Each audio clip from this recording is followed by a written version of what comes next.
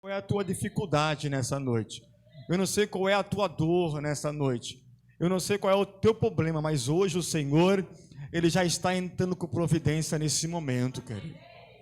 Essa irmã aqui, seu nome é Miriam? É Miriam? Que está com a nossa irmã Noemi? É Miriam? Thaís? É sua irmã? Sua prima? Eu estava aqui sentado, o senhor falou comigo a teu respeito. O senhor falou comigo assim, para te dizer assim, para você não se preocupar. Aquieta o teu coração. Descansa no Senhor, porque Deus está trabalhando por você. Não se preocupe, continua buscando, continua orando, porque enquanto você louva, enquanto você busca, o Senhor está trabalhando por você. Eu não conheço a irmã, mas hoje, quando você entrou por essas portas, o Senhor já enviou um anjo ao teu favor, já enviou, aleluia, na tua casa, porque só Deus sabe o que você passa, só Deus sabe o que tu tens colocado na tua oração. O Senhor te fala assim: eu vou te levantar como coluna forte na terra, e vou te usar, aleluia, e muitos não vão entender o que está acontecendo, mas tu vais entender porque, aleluia, tu falaste algo entre você e Deus, e Ele hoje está confirmando algo na tua vida, que tu está buscando, e perguntando a Ele, e Ele te responde assim: eu estou nesse projeto, eu estou nesse negócio, não pare de orar, porque ainda este ano vai acontecer algo na tua vida, e o nome do Senhor vai ser glorificado. Aleluia, aplauda o Senhor, porque Ele merece a honra, a glória e o louvor nessa noite. Vamos ficar de pé, irmão, vamos estar orando pela vida do pregador nessa noite.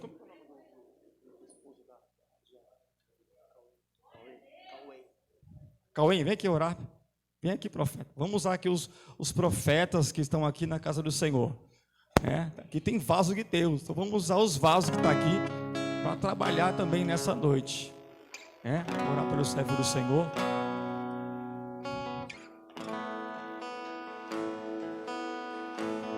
Glória a Deus. Irmãos, vamos estender nossas mãos para orar. Senhor Deus Pai, nesse momento, Senhor, eu te peço, Pai, que o Senhor venha usar, meu Pai amado, o irmão como um vaso, meu Pai amado, como instrumento na Tua presença, Pai. Que nesse momento o Senhor venha derramar a Sua graça e a Sua unção sobre a vida dele, Pai, para que ele venha ser usado para falar aquilo que a Tua igreja precisa ouvir, Pai, e não aquilo que nós queremos, Senhor. Que use a vida dele como um canal de bênção, meu Pai amado, para falar com a Tua igreja, Senhor. Pai, é o que eu te peço, Senhor, em nome do Senhor Jesus. Amém. Glória a Deus. Meus irmãos, cumprimento a todos com a paz do Senhor. Quem está feliz com Jesus aí? Tá. Eu também estou muito feliz com Jesus por essa rica oportunidade. Antes disso, abra sua Bíblia. 2 Crônicas, capítulo 20, versículo 31 e 32. Quantos irmãos procuram? Quero louvar a Deus e agradecer a Deus por essa rica oportunidade. Também louvar a Deus pela vida aqui do meu amigo evangelista Silvio, cantor. Deus abençoe. Muito obrigado pela oportunidade. Está aqui também meu amigo cantor e levita Reginaldo. Deus abençoe, Reginaldo. Reginaldo já é conhecido aqui pelos obreiros. O obreiro, Deus abençoe. É um prazer conhecê-lo. Que Deus seja louvado. E havia um cantor amigo meu também que falou que queria vir aqui e tal, que viu, mas acho que não deu certo para ele vir não. Lá de Cubatão, não deu certo, até agora não chegou. Mas que Deus sabe de todas as coisas, né? Quem achou o texto sagrado, diz amém? Capítulo 20, verso 31 e 32. E Josafá reinou sobre Judá. Era da idade de 35 anos quando começou a reinar, e 25 anos reinou em Jerusalém.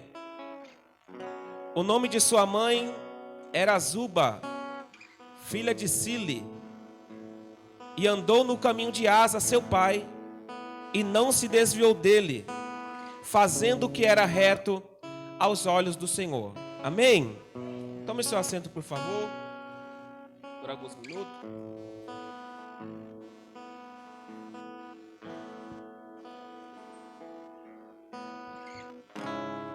Meus irmãos, o capítulo 20, verso 31 e 32 do livro de Crônicas, vai nos mostrar sobre a vida de Josafá. Josafá, como eu acabei de ler, ele começou a reinar com 35 anos de idade. E ele passou o seu reinado durante 25 anos. A Bíblia diz que Josafá, ao sentar no lugar de seu pai, Asa, ele vai fazer o que era bom e reto aos olhos do Senhor. Eu fui estudar sobre a biografia de Josafá. Eu aprendi que quando Josafá senta no trono em lugar do seu pai, ele vai fazer o que é reto e o que é bom aos olhos do Senhor. Segundo a biografia dele, a primeira coisa que Josafá vai fazer é fortificar a cidade de Judá. Os irmãos precisam prestar atenção bem na palavra para pegar a revelação. A primeira coisa que Josafá vai fazer quando senta no trono, ele vai fortificar as fortalezas de Judá. Ele vai colocar soldados em cada aldeia para que esses soldados fiquem de prontidão dia e noite. Ou seja, Judá está protegido. As fortalezas de Jerusalém estão todas protegidas e bem qualificadas. As aldeias de toda Israel têm homens que sabem manejar bem as espadas, o escudo, homens que são de guerra e que estão de prontidão em cada aldeia de Judá. Ele está preocupado com a proteção da cidade. Ele está preocupado com a proteção de toda a terra de Judá. Foi o primeiro trabalho dele. O segundo, ele vai tirando todos os postes ídolos. Ele vai tirando tudo aquilo que estava voltado para a idolatria. E passa também a enviar as escrituras por todo Judá, para que eles aprendam a palavra do Senhor, para que eles aprendam a lei de Deus. A Bíblia diz que quando Josafá está sentado no trono, fazendo aquilo que é reto aos olhos do Senhor, o capítulo 20, verso 1 está escrito que Josafá vai receber uma notícia, e essa notícia vai abalar o seu coração. Essa notícia vai abalar as suas estruturas. Segundo a Bíblia, a notícia era que 3 nações vinham contra Judá. 3 nações vinham para pelejar contra Josafá e contra Judá. E diz a Bíblia que as 3 nações eram os filhos de Moabe, os filhos de Amon e os do Monte Seir. Era uma grande multidão. A Bíblia vai dizer que quando Josafá recebe essa notícia, diz a Bíblia Sagrada que Josafá temeu e procurou e se propôs em buscar o Senhor. Foi aí que me chamou a atenção. Quando Josafá recebe a notícia, a palavra de Deus diz que ele temeu. Esse temor não é obediência. Esse temor é um temor que abalou a sua estrutura, abalou seu coração. Ele teve medo. E por quê? Segundo os historiadores, para cada um soldado israelita, era 100 dos filhos de Amon, 100 do Monte Seir e 100 dos filhos de Moabe. Peraí, é uma covardia. 100 homens contra 1, 100 soldados contra 1 soldado israelense.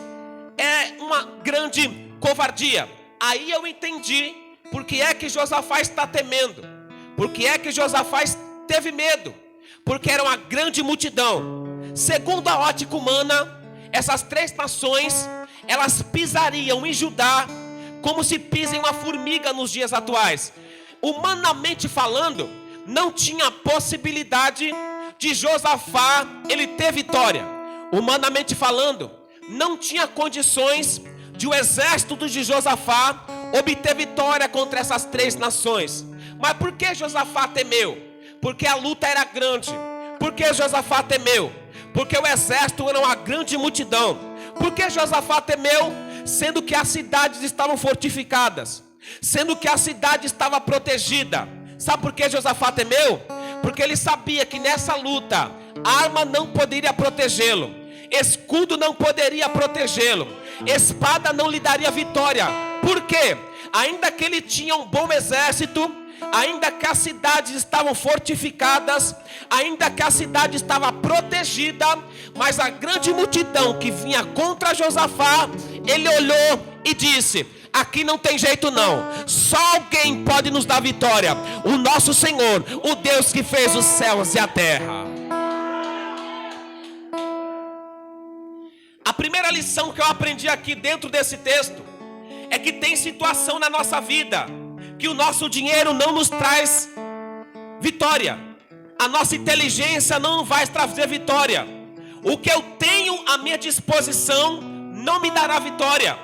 Eu aprendi dentro desse texto que eu posso estar mais estruturado do mundo, o homem mais estruturado da face da terra, posso ter a conta bancária mais gorda da face da terra, posso ter a inteligência entre todos os homens da face da terra, só que tem coisas que vêm contra a nossa vida que a minha inteligência não resolve, o dinheiro que eu tenho não resolve, amigo não resolve, o tudo que está ao meu redor não resolve. Somente um que pode resolver situações que vêm contra a nossa vida, e o nome dele é Jesus de Nazaré. Quem acredita nisso, levanta a mão para dar glória ao nome de Jesus. Ele temeu, mesmo estando forte, humanamente falando. Agora a pergunta é: o que é que essas três nações estavam vindo fazer para pelejar contra Josafá e contra a cidade de Judá? Muito pelo contrário. Presta atenção agora. Segundo a Bíblia Sagrada, quando Israel ele sai do Egito, Deus ele permitiu que Israel não passasse por três nações: Moabe, os filhos de Amon e os do Monte Seir. Aonde está escrito isso? No capítulo 20, versículo 10. Olha o que está escrito: agora pois, eis que os filhos de Amon, de Moabe e os do Monte Seir, pelos quais não permitiste passar a Israel quando vinha da terra do Egito, mas deles se desviaram e não o destruíram. Olha só, eu aprendi dentro do texto que essas três nações que estão vindo contra Judá são as três nações que Deus não permitiu que Israel passasse por elas e as destruísse. O próprio Deus disse: não destrua Moabe, não destrua os filhos de Amon e não destrua o dos Montes Seir. Passem direto, desviem dele. Agora, mais tarde, essas mesmas nações são que estão vindo para lutar contra Jerusalém, contra Judá e contra o rei Josafá. Sabe o que Deus me ensinou e que a lição que eu tirei para extrair para a nossa vida espiritual? Ainda que Deus determinou que eles não passassem por essas três nações para não destruir, foi que depois, mais tarde, eles mesmos vieram para destruir Judá e destruir o reinado de Josafá. Aí eu comecei a pensar, sabe o que Deus colocou no meu coração? Deus disse assim: filho, não deixa nada para trás. O que você tiver de extrair e de tirar do teu caminho, tira tudo, não deixa a raiz. Ou seja, não cria cobra, porque ela pode te picar no futuro. O que tiver de tirar, tira de uma vez. O que tiver de bloquear, bloqueia de uma vez. O que tiver de fazer, faça, tirando pela raiz, porque vai ser, aleluia, um tremendo aleluia no futuro. Vai ter tremenda confusão no futuro. Mas a Bíblia diz: o que é que essas três nações vieram fazer contra Judá e contra o rei Josafá? No capítulo 20, versículo 10 e 11 está escrito: eis que nos dão o pago, vindo para lançar-nos fora da tua herança que nos fizeste herdar. Olha para cá. O que é que essas três nações estão vindo fazer contra Judá e contra Jerusalém? Acabei de ler. A intenção dessas três nações vindo pelejar contra Judá e contra Josafá é tirar eles da herança que Deus o colocou. É tirar eles da herança a qual Deus preparou. A terra de Canaã, Jerusalém, é a terra que Deus prometeu dar para Israel, falando para Abraão, Isaque e Jacó. Agora Deus cumpre com a promessa. Judá está como a estaca na terra de Canaã. Judá está usufruindo da promessa que Deus deu para eles. Agora as 3 nações estão vindo para tirar Judá da terra onde Deus o colocou, para tirar Judá da posição onde Deus o colocou. Quem deu a terra foi Deus. O cumprimento da promessa foi Deus que está cumprindo. Quem colocou eles na terra de Judá foi o próprio Deus, cumprindo com a sua promessa. Agora as 3 nações estão vindo para tirar eles da posição que Deus o colocou, para tomar da mão deles a promessa que Deus cumpriu. Sabe qual foi a palavra que Deus colocou no meu coração? As 3 nações subiram com a intenção de tirar eles da herança que Deus deu, de tomar aquilo que Deus deu, mas não conseguiram, porque eles apregoaram um jejum e buscaram o Senhor Deus de Israel. Sabe qual é a palavra de Deus nessa noite? Ainda que venha uma nação contra a tua vida, ainda que se levante contra o teu ministério, ainda que se levante contra a tua casa, para tentar tirar aquilo que Deus colocou nas tuas mãos, para tentar tirar a posição que Deus te colocou, nessa noite Deus manda entregar uma palavra para alguém. Não vai conseguir tirar aquilo que Deus colocou nas tuas mãos, não vai conseguir te arrancar da posição que Deus te chamou, não vai conseguir te tirar da posição que Deus te levantou. Deus vai te dar vitória.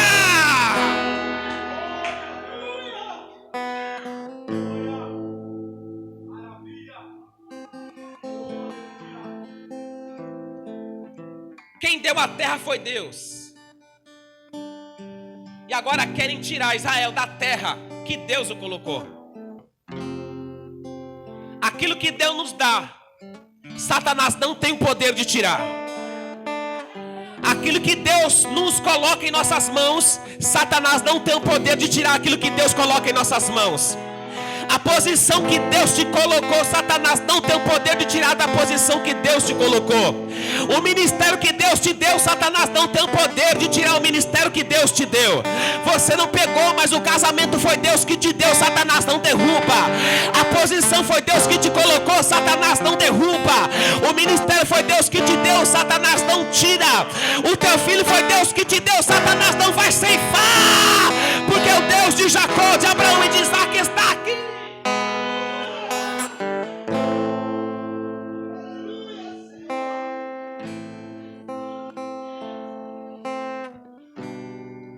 Quando Josafá sabe da notícia,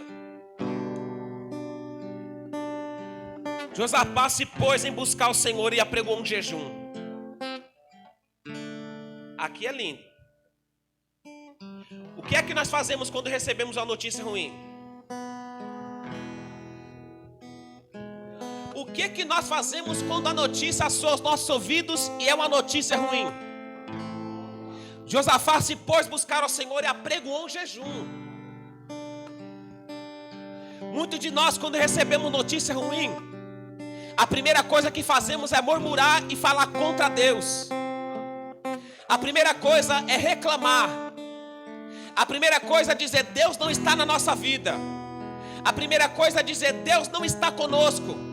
A primeira coisa é murmurar contra o Senhor.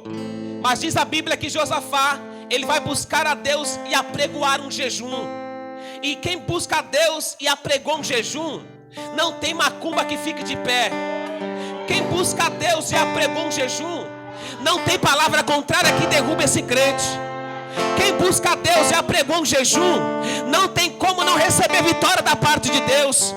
Pode se levantar quem quiser, pode bater tambor na sexta-feira de madrugada, pode lançar a palavra contrária, pode falar o que quiser da tua vida. Quem busca a Deus e apregou a jejum, a vitória é certa, pelo nome de Deus que fez os céus e a terra.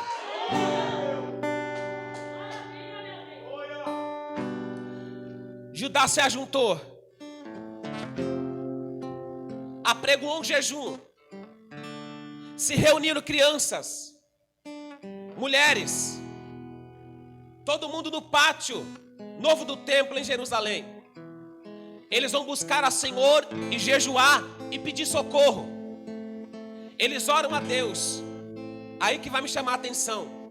Quando eles oram a Deus, Deus entra com resposta. Quando eles oram a Deus, Deus vai usar um homem chamado Jaaziel. Eu fui estudar a vida desse homem aqui mesmo na Bíblia. Jaaziel é da tribo de Levi. Jaaziel é um dos filhos de Asaf, da tribo de Levi. Quem são os levitas? Os levitas estão responsáveis pela adoração na casa de Deus. Os levitas estão responsáveis por reger a adoração dentro da casa de Deus. Esse levita não é profeta, não é pastor, não é evangelista, não é presbítero, não é pastor de convenção, não é pastor presidente. Ele é um levita da casa de Deus. E quem são os levitas? Senão aqueles que não têm herança, aqueles que só têm um pedaço de terra. Quem são os levitas? Se não é aqueles que são sustentados pela obra de Deus, por aqueles que são sustentados pelos dízimos e pelas ofertas que o povo de Israel trazia para Jerusalém. Ou seja, eles estão dentro da casa de Deus, responsável pela adoração dentro da casa de Deus. Mas o Espírito de Deus vai usar Jaaziel, um levita que tinha a responsável pela adoração. Nessa época não tinha profeta? Tinha. Nessa época não tinha rei? Também tinha. Mas por que Deus não usou um profeta? Por que Deus não usou um rei? Por que Deus não usou alguém de posição? Por que Deus não usou alguém que tem nome? Por que Deus não usou algum dos profetas da época? Sabe o que o Espírito de Deus falou no meu coração? Deus assim falou para mim: filho, eu não dependo de título para usar ninguém na face da terra.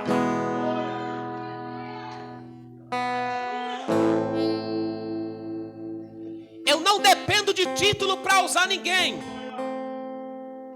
Quando Deus quer usar, Deus usa quem quer. Deus não depende de título. Deus não depende de posição. Deus não depende de fama. Tinha profeta? Tinha rei? Também tinha. Mas Deus prouve usar um levita dentro da casa de Deus para entregar uma mensagem da parte do Senhor. Você não pegou, mas Deus não depende de título para usar alguém na face da terra. Deus não depende da tua posição para te usar. Deus não depende da fama para usar ninguém. Deus não depende da posição eclesiástica dentro da igreja para usar ninguém. Se Deus quiser te usar hoje, Deus vai tomar você pelo Espírito. E a palavra de Deus é essa: entrega tudo que Deus te mandar.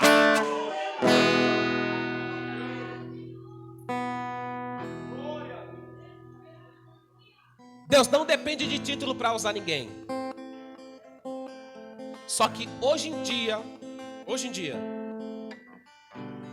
fulano vai pregar, todo mundo vai. Fulano vai cantar, todo mundo vai. Hoje nós vamos mais pela aparência, pelo título e pela fama. Hoje esperamos que Deus vai usar alguém que tem nome, que tem título e que tem fama. Mas mal sabe nós que o nosso Deus não depende de título e de fama, de posição para usar ninguém. Às vezes Deus está usando alguém que não tem nome, que não tem posição, que não tem fama, falando com você, e você está olhando para o título que ele tem, para a posição que ele tem, e não acredita na palavra que Deus está usando aquele que não tem nome, não tem título. A palavra de Deus é essa noite. Não espere pessoas de título com fama ser usado por Deus para falar com você. Deus usa o mendigo se ele quiser. Deus usa alguém que está bêbado se ele quiser. Deus usa alguém na tua casa se ele quiser. Somente fica como Abacuque, fica na torre de vigia para esperar a resposta de Deus para a tua oração. Deus usa quem quer.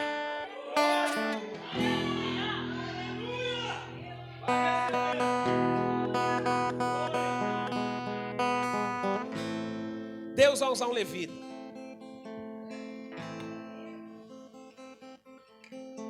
Porque nós não dependemos. Deus não depende de título para usar ninguém. Deus usa quem Ele quer. Nós se espantamos com o terno, se espantamos com o sapato, com a postura. Aí nós pensamos, Deus vai usar. Fala para o teu irmão que está do teu lado. Fica na torre de vigia, porque Deus vai usar quem você menos espera para falar contigo.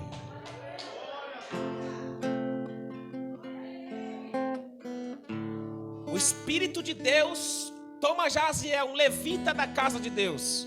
Ele vai profetizar dizendo: não tem mais, nem vos assustei por causa desta grande multidão, pois a peleja não é vossa, mas é de Deus. A peleja não é vossa, mas é de Deus. Eu comecei a pensar nisso, Deus me levou quando Saulo perseguia a igreja de Cristo. Quando Jesus ele vai ao encontro de Saulo no caminho de Damasco, diz a Bíblia que Saulo cai por terra cego. E ele vai perguntar: quem é, Senhor? E Jesus vai responder: eu sou Jesus, a quem tu persegue. Mas espera aí, Saulo estava perseguindo os cristãos. Saulo estava batendo e castigando os cristãos. Mas Jesus vai falar para ele: eu sou o Senhor, a quem tu persegue. Espera aí, então quem persegue a mim, persegue a Cristo? Quem fala de mim, fala mal de Cristo? Quem me calunia, calunia Cristo? Aí eu fui entender o que Deus está dizendo para Josafá: não temas e nem se assuste por causa dessa grande multidão, pois a peleja não é vossa, mas é minha. Sabe o que Deus está falando para Josafá e para toda Judá? Ele está dizendo assim, ó: não fica com medo dessa multidão não, porque essa peleja não é vossa, é minha. Eles estão dizendo, eles não estão vindo pelejar contra você, está pelejando contra mim. Quem mexe com você, Josafá, está mexendo comigo. Quem fala mal de você, Josafá, está falando comigo. Quem guerreia contra você, Josafá, está guerreando contra mim. Você não pegou, mas quem está guerreando contra ti, está guerreando contra o próprio Deus. E só tem um trabalho, dois trabalhos, ele levanta para cair, porque Deus está contigo.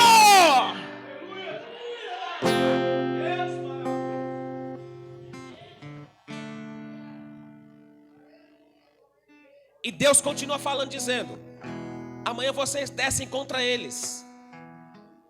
Eis que eles sobem pela ladeira de Ziz. Nessa batalha não tereis que pelejar. Portai-vos e ficai parado. Não tem mais, nem vos assusteis. Amanhã saí-lhes ao encontro, porque o Senhor é convosco. Você não pegou, mas eu vou explicar agora. Qual é a postura que Deus está dando para Judá? Qual é a estratégia de guerra que Deus está dando para Josafá? Muito pelo contrário. Deus está dizendo para Josafá assim: amanhã você vai sair ao encontro deles. Você não pegou? Deus está dizendo: não é para se acovardar, não é para sair correndo da luta. Deus está dizendo: Josafá, vocês vão ao encontro dela. Ou seja, Deus ele não se agrada quando olha do céu para a terra e vê cristão frouxo correndo da luta, vê cristão se afastando correndo da luta. Não quero mais pregar, não quero mais cantar, não quero mais dirigir, não quero mais dançar.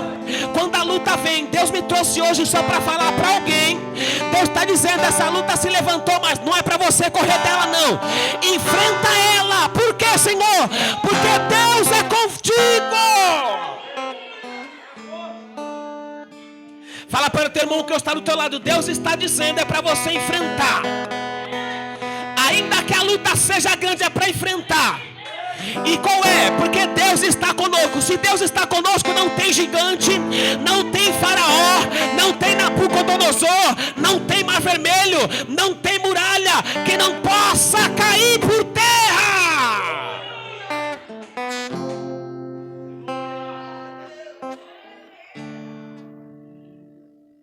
Porque o que tem de cristão covarde na luta, o que tem de cristão que foge da batalha. Hoje o Espírito de Deus está dizendo: vai ao encontro, vai para cima, levanta a tua cabeça, sacode a poeira, arregaça as mangas. Mas a multidão é grande? É. A luta é grande? É. Mas quem está mandando você ir para cima não é o homem, é Deus. E a garantia da tua vitória é essa: vai, desça ao encontro, porque eu, o Senhor, sou contigo para te dar vitória.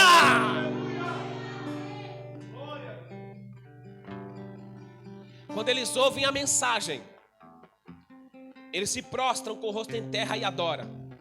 Diz a Bíblia que os levitas começam a louvar a Deus em voz alta, porque receberam a mensagem da parte de Deus. Qual foi a postura deles? A postura deles foi adorar a Deus. A postura deles foi levantar os levitas e louvarem em voz alta, porque Deus tinha falado e tinha garantido a sua vitória. Mas eles já tinham pelejado? Não. A vitória já estava? Também não. Deus tinha prometido que ia dar vitória. E só de Deus prometer, eles se prostraram e adoraram. Os levitas se levantaram e cantaram a Deus em voz alta. Sabe o que eu aprendi aqui? A geração do ano e desse século em 2021 adora a Deus depois da vitória. Mas Deus hoje me trouxe aqui para nos ensinar: adore Ele antes da vitória. Adore Ele antes da vitória. Adore e louve a Deus antes da vitória, não depois da vitória. Deus nos traz um ensinamento poderoso nessa noite. Adore a Deus agora para receber a vitória depois. Cante a Deus agora para receber a vitória depois. Porque Deus me trouxe aqui para garantir para alguém: a tua vitória já está garantida. E Deus quer ouvir a sua voz em voz alta para adorá-lo.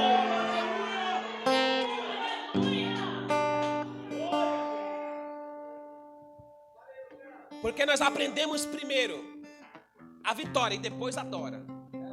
Só que com Deus é diferente. Primeiro nós adora e depois é a vitória. Foi o que o Jairo fez. Quando a sua filha caiu enferma na cama, a primeira coisa que ele vai fazer é o encontro de Jesus.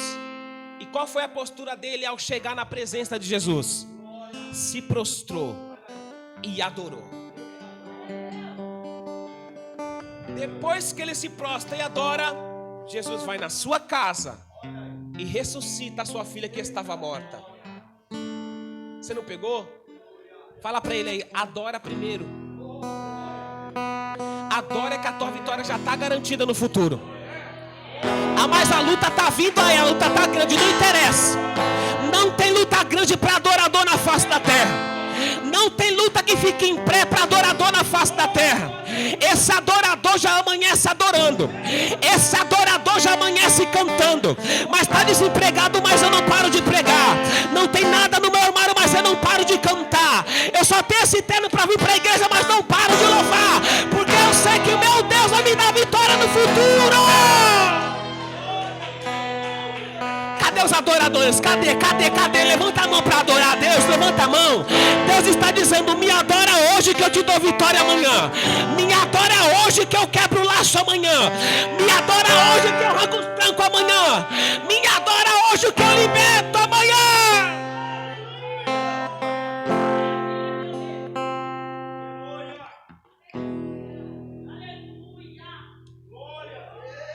Depois que eles adoram, diz a Bíblia que de manhã bem cedo saíram ao encontro. Josafá se coloca de pé e vai dizer: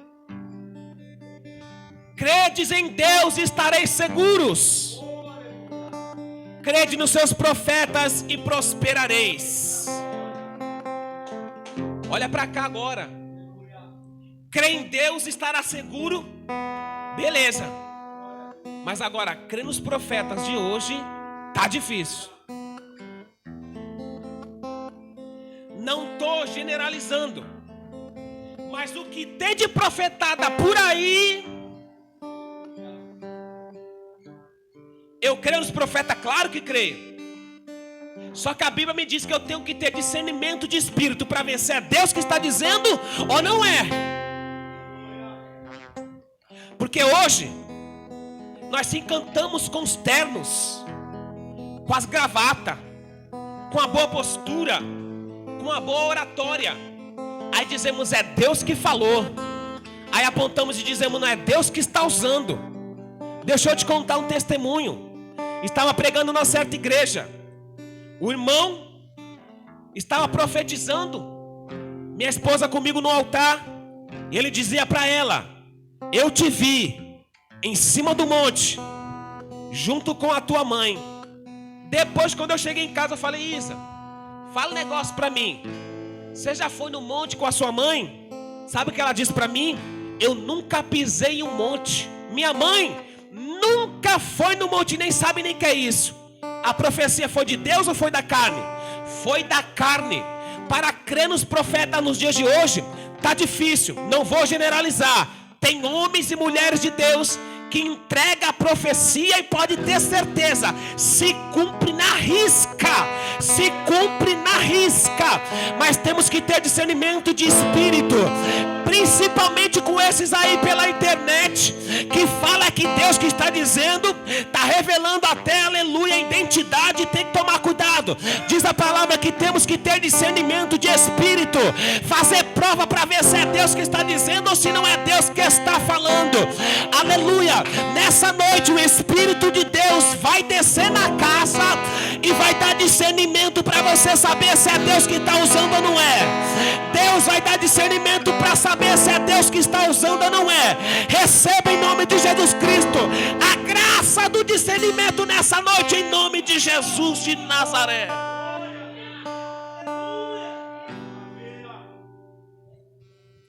Crede em Deus, estareis seguros. Crede nos profetas e prosperareis. Aí diz a Bíblia, olha só, Josafá se aconselhou com alguns do povo. Que conselho Josafá está pedindo? O que vamos fazer? Segundo a Bíblia, eles ordenaram cantores para que louvassem a Deus e que esses cantores ficassem na frente do exército que estava carregando as espadas e as lanças. Opa, peraí. Mas o certo não é os guerreiros na frente? Sim. Mas aqui foi diferente. Os cantores foram na frente daqueles que tinham espada e que tinham lança. E quando eles iam em frente da batalha, indo para guerrear, eles cantavam dizendo: louvai ao Senhor, porque Ele é bom, porque a sua misericórdia dura para sempre. Olha só agora, os cantores iam na frente, atrás dos cantores, homens de guerra, com espada, com lança e com escudo. Mas quem está na frente são pessoas que estão com harpa, tambor e flauta, e eles iam cantando dizendo: louvai ao Senhor, porque Ele é bom e a sua misericórdia dura para sempre. Louvai ao Senhor, porque Ele é bom e a sua misericórdia dura para sempre. Quem está indo com Josafá é pequeno, quem está vindo contra Josafá é uma grande multidão, mas eles estão indo louvando aquele que é todo poderoso, Senhor dos exércitos, é o Deus da guerra. E eles iam louvando dizendo: louvai ao Senhor, porque Ele é bom, porque a sua misericórdia dura para sempre. Enquanto eles cantavam, enquanto eles louvavam, enquanto eles adoravam, Deus estava pelejando por eles lá na frente. Diz a Bíblia que quando eles chegam no vale, estão todos mortos, caídos por terra. Você não pegou? Judá não precisou levantar uma espada, Judá não precisou levantar uma lança, Judá não precisou levantar um escudo. Enquanto eles louvavam a Deus, dava vitória.